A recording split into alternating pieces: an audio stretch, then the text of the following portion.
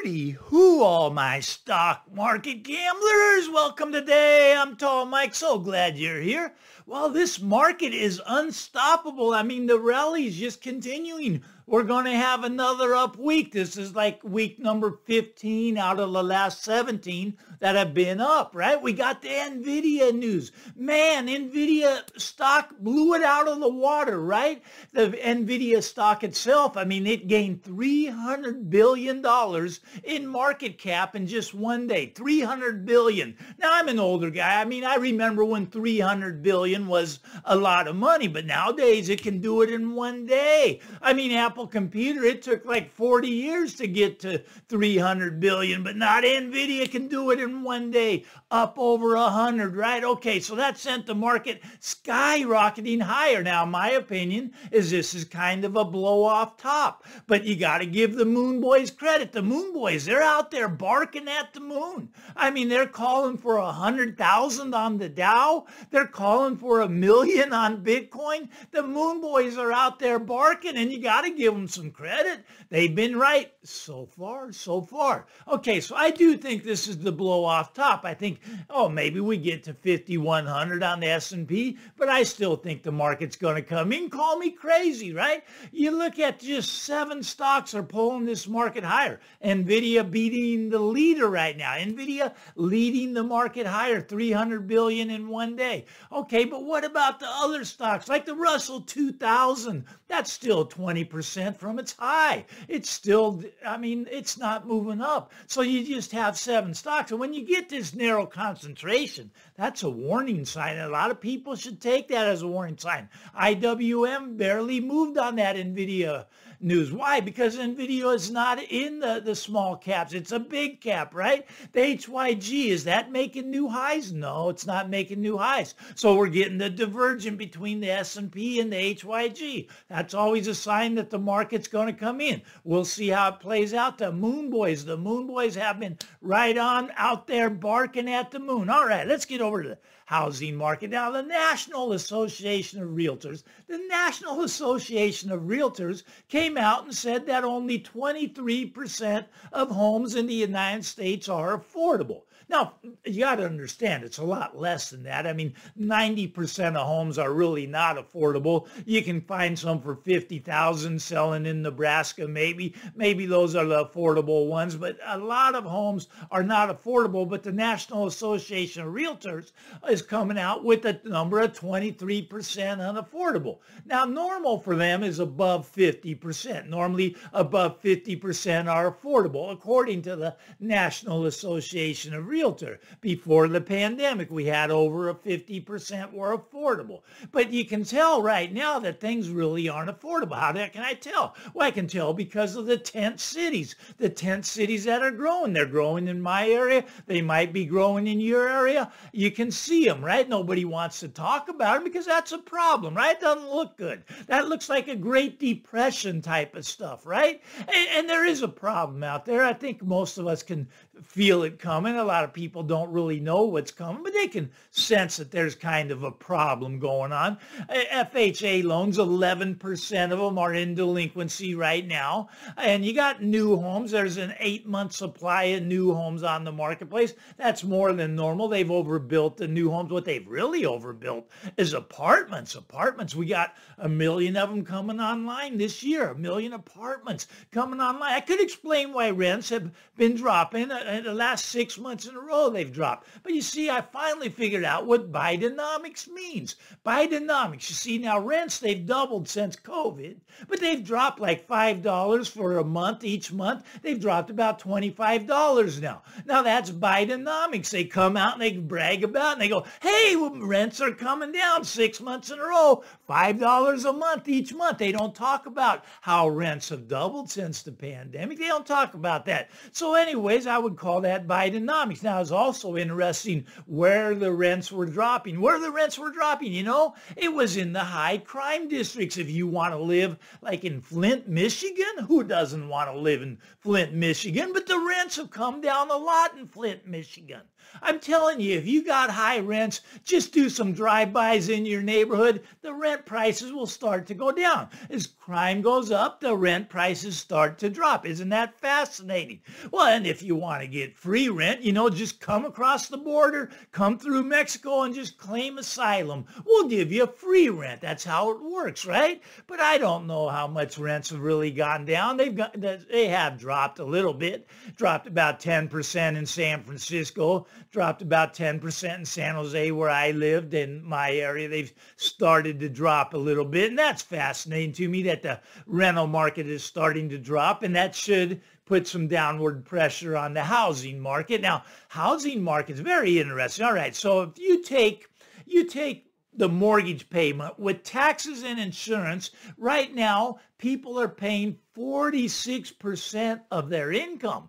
46% of their income right now. Now, that is not sustainable. That's why I think the prices will come down. Now, the other side to the story, the Moon Boys think that your income is going to double, and that's a possibility, I suppose. I suppose your income could double, but 46% of your income going to cover your mortgage payment, going to cover your rent. I don't see how long that's sustainable, right? I mean, you think about that. I mean, the government takes another 40%. What does that leave you? I mean, it leaves you like 10% to live on. 10%? Really? You go to work every day so you can have 10% to go out and feed yourself? I mean, food, outrageously priced. You can't even make this stuff up. I was at Chipotle. I got a burrito bowl and a soda. It was $20. $20. I mean, I'm telling you, that is doubled. That's doubled. It's just getting ridiculous out there. But there's a problem right now. There's a problem. I mean, the problem is people can't afford to buy a house. 46% of your income. Before COVID, that number was 29%, and now it takes 46% of your income to go make your mortgage payment, the property taxes, the insurance, and that is just not sustainable. Now, I know Wall Street and everybody's kind of marketed houses as a new casino. It's the place where you go to get rich. You buy a house and you get rich. That's just how it works. You buy the house, you're going to get rich, and there's no guarantee of that. Now, Barbara Cochran will tell you you're going to get rich if you buy a house. She'll tell you that they're going to skyrocket once the rate come down. Now, there's no guarantee the rates are coming down, and there's no guaranteeing that your house is going to go up. I would take the other view. I think if you go buy a house right now, you're going to get poor. As a matter of fact, a lot of people that have bought in the last year, in 2023, the buyer's remorse is up to 80%. 80% buyer's remorse? That's ridiculously high. So be cautious out there if you are thinking of buying a house. But I want to talk a little bit about what's going on in the world. I mean, something's up, right? The banking system makes me very, very nervous. I mean, we got March 11th coming. March 11th might go down in history as a very important date. You see, that's when the bank term funding program comes to an end. The banks can go no longer trade their worthless assets in for 100%. I mean, if they got an asset that lost 80%, they just take it to the Fed. They give them 100%. The bank term funding program's coming to an end. I think you're going to start to see the banks going down like dominoes. Now, don't get me wrong. I don't feel sorry for the banks. They're going to get bailed out. I believe that. They're either going to get bailed out by the government, or when the FDIC runs out of money, they're going to get bailed out by your money. It's called the bail-in. So I don't feel sorry for the banks. I think they even want to crash the system. I believe that. I believe they want to bring the system down. I think that's in the game plan to instate that central bank digital currency, if you will. They want to have more power. They don't have enough power right now. They want to control your spending. You go out there and you spend too much on the wrong things, they can shut you down. You go out there and you don't pay your taxes, they just take it. They just shut you down. Central bank digital currency gives them a lot more power. But I see the world's kind of in a problem right now. Now, a lot of people don't think so. They say, but Mike, look at the stock market. Look at the stock market. The economy's booming. Look at the economy. stock market, not the same thing. And we can prove that, right? Okay, we got Japan. Now, Japan, they're in a recession now. They've official recession. Japan's in official recession. What's their stock market doing? Record high, record high. All right. We got the UK. UK officially in a recession. What's their stock market doing? Record high, record high. We got Germany officially in a recession. Stock market record high, record high. Now, here's an interesting point also.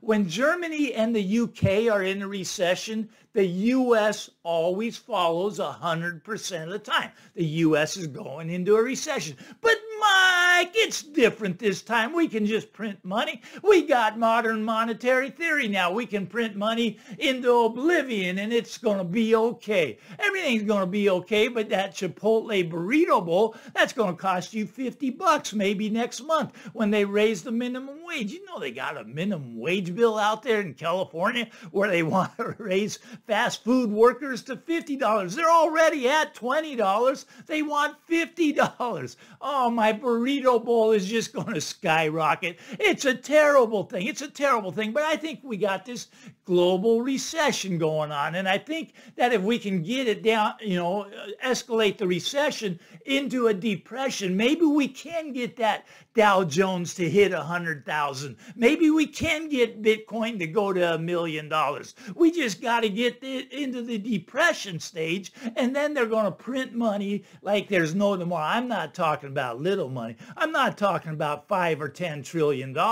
I'm talking about 40, 50, 60 trillion dollars they're going to print, and that will be the game plan. Of course, that will be the game plan.